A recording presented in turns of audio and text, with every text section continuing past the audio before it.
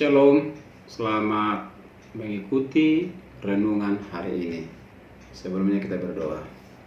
Bapa di surga, terima kasih Tuhan buat kebaikan-Mu yang sudah menolong kami dalam setiap kehidupan. Apapun yang kami lakukan, kami percaya ketika kami berharap dan mengandalkan Tuhan, kami akan melihat kebaikan-Mu yang sangat luar biasa. Kami rindukan firman Tuhan hari ini. Terangilah hati kami, siramilah hati kami, supaya kami memperoleh kekuatan. Di dalam nama Tuhan Yesus Kristus, kami mengucap syukur dan berdoa. Amin. Baik, selamat berjumpa kembali dalam acara kita yang akan terus berkelanjutan, di mana hari ini tanggal 1 di bulan Februari, kita akan mendengarkan firman Tuhan tentang hidup di dalam terang. Saya akan bacakan dulu kitab Keluaran pasal 27 ayat 20 berkata, "Haruslah kau perintahkan kepada orang Israel supaya mereka membawa kepadamu minyak zaitun tumbuk yang murni untuk lampu, supaya orang dapat memasang lampu agar tetap menyala." Bagi umat Israel, bahwa memasang lampu adalah sebuah keharusan. Apalagi mereka sedang beribadah kepada Tuhan dan mereka harus memasang lampu.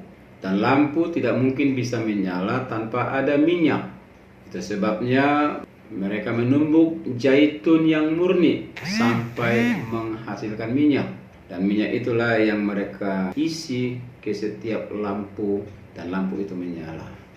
Di tengah-tengah kegelapan butuh terang supaya sekitarnya bisa terlihat dengan jelas.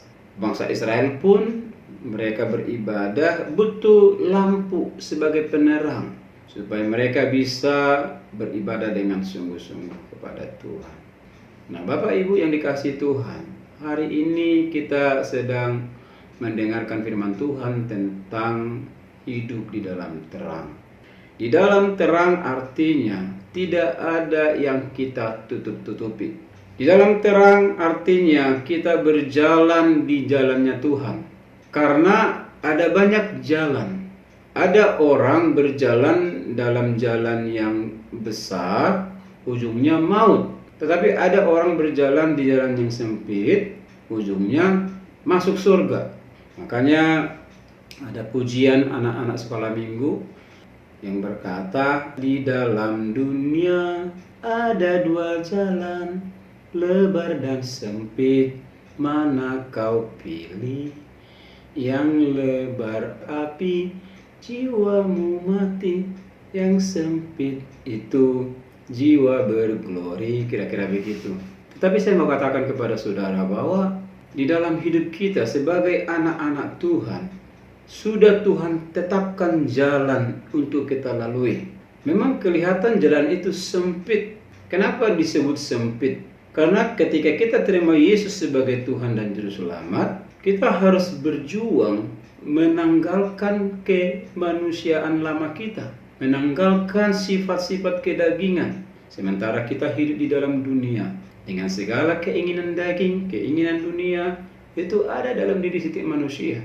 Nah, kalau kita berbicara tentang hidup di dalam terang, maka kita harus berjuang dengan kekuatan yang dari kuasa Tuhan. Berjuang dengan kuasa Roh Kudus, berjuang dengan segenap hati kita untuk menanggalkan semua sifat-sifat gelap itu. Kalau kita sebagai anak-anak terang, maka kita juga harus hidup di dalam terang. Jadi kita belajar hari ini dari konteks firman Allah dari Keluaran 27 ayat 20 bahwa bangsa Israel tidak bisa beribadah dengan sungguh-sungguh di dalam suasana gelap. Butuh pelita, butuh terang, lampu dinyalakan dan akhirnya menjadi terang sekelilingnya. Terang yang dari Tuhan telah datang ke dunia ini. Kita lihat Efesus pasal 5 ayat 8 berkata, "Memang dahulu kamu adalah kegelapan, tetapi sekarang kamu adalah terang di dalam Tuhan. Sebab itu hiduplah sebagai anak-anak terang. Karena terang hanya berbuahkan kebaikan dan keadilan dan kebenaran. Jadi sangat jelas apa yang disampaikan firman Tuhan ini, bahwa kita harus hidup di dalam terang, bukan di dalam kegelapan. Karena kita ini sudah dibayar oleh Yesus Kristus dengan harga yang mahal. Dia telah mencurahkan darahnya di kayu salib. Dia telah mati di kayu salib untuk menebus dosa saudara dan dosa saya. Supaya apa? Supaya kita yang tadinya berasal dari kegelapan telah dipindahkan kepada terangnya yang ajaib. Mulai saat kita terima Yesus sebagai Tuhan dan Juru Selamat kita, maka status kita jelas menjadi anak-anak terang. Kita anak-anak terang akan sangat aneh kalau kita menjalani hidup ini tidak di dalam terang. Namanya anak terang, tapi kelakuannya kelakuan orang gelap, hidup di dalam kegelapan. Nah, itu sebabnya sebagai anak-anak Tuhan, hidupilah di dalam terang Kristus. Tidak ada sisi gelap lagi yang menguasai diri kita. Kalau engkau masih hidup di dalam keinginan-keinginan daging, maka berjuanglah untuk melepaskan itu. Sebab memang kita dahulu di dalam kegelapan, tapi Kristus telah datang ke dunia ini sebagai terang, dan Dia telah masuk dalam hati kita, dan Dia telah menerangi setiap pikiran dan hati kita, sehingga kita tidak hidup lagi di dalam kegelapan. Hidup di dalam terang harus bisa dilihat, dirasakan. Orang lain bisa melihat dan merasakan, tapi kita juga harus menunjukkan sesuatu yang benar-benar ada bukti bahwa kita ini hidup di dalam terang. Apa buktinya? Di dalam Efesus pasal 5 ayat 8 tadi dikatakan, terang yang berbuahkan kebaikan.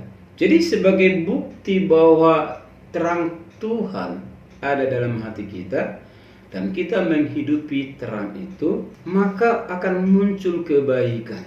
Kita berbuat baik kepada semua orang, termasuk musuh kita sekalipun. Kalau kita bisa mengasihi musuh, itu menunjukkan kita sudah berjalan dalam terang. Mudah? Tidak. Makanya tadi dikatakan jalannya sempit, gak mudah. Tapi jalan itu harus kita lalui. Di dalam terang harus ada buah kebaikan. Yang kedua, kita harus berlaku adil dalam hidup ini. Kadang-kadang kita ini terlalu rakus ya. Pingin hidup kita diberkati Tuhan, pingin hidup kita ini menerima apa yang baik, tetapi orang lain kita abaikan. Orang yang sudah menolong kita, yang bekerja sama dengan kita, sama-sama mencari rejeki gitu ya. Seringkali kita ini lebih mengambil keuntungan jauh lebih besar daripada mereka. Ini tidak adil. Jangan berbisnis atau melakukan upaya sebuah usaha hanya keuntungan pribadimu.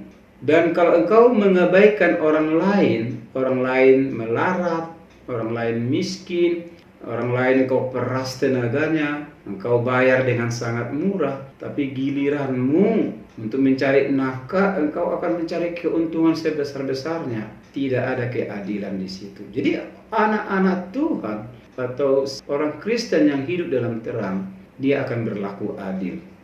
Dia tidak hanya memikirkan dirinya, tetapi juga memikirkan orang lain. Dan yang ketiga, hidup di dalam terang itu, maka dia akan menunjukkan nilai-nilai kebenaran dalam kehidupannya sehari-hari. Ada kebenaran, hidupnya benar, tidak menyimpang, tidak berkompromi, tidak melakukan hal yang jahat.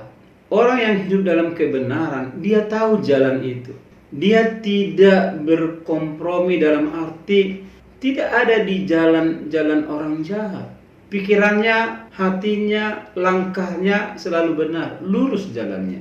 Nah, inilah menjadi renungan kita hari ini, bahwa kalau saudara sebagai anak-anak Tuhan, jadilah anak-anak Tuhan yang hidup dalam terang, di mana berbuahkan kebaikan, berbuahkan keadilan, dan berbuahkan kebenaran.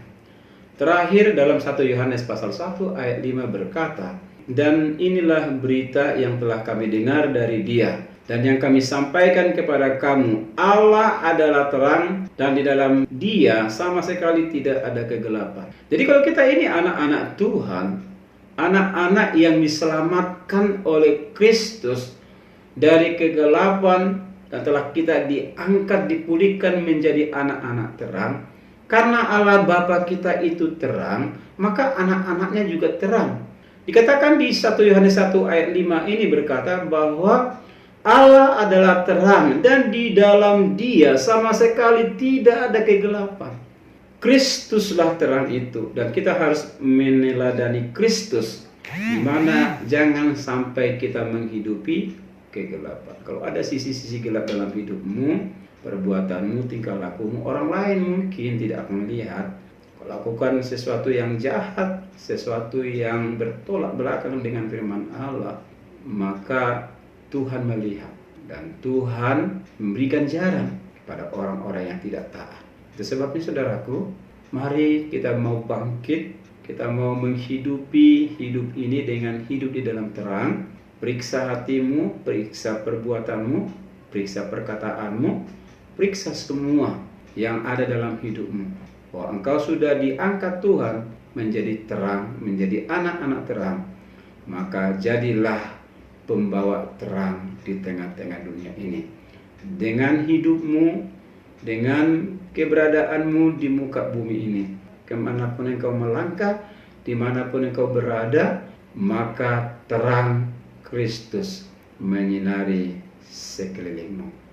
Kiranya renungan ini menguatkan saudara. Kita berdoa. Bapa di surga, terima kasih Tuhan buat firman-Mu yang mengingatkan kami bahwa kami harus hidup di dalam terang.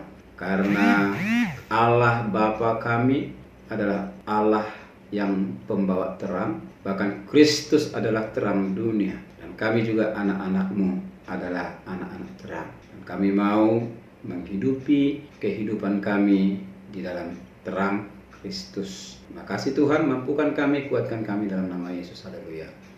Amin. Demikian renungan hari ini.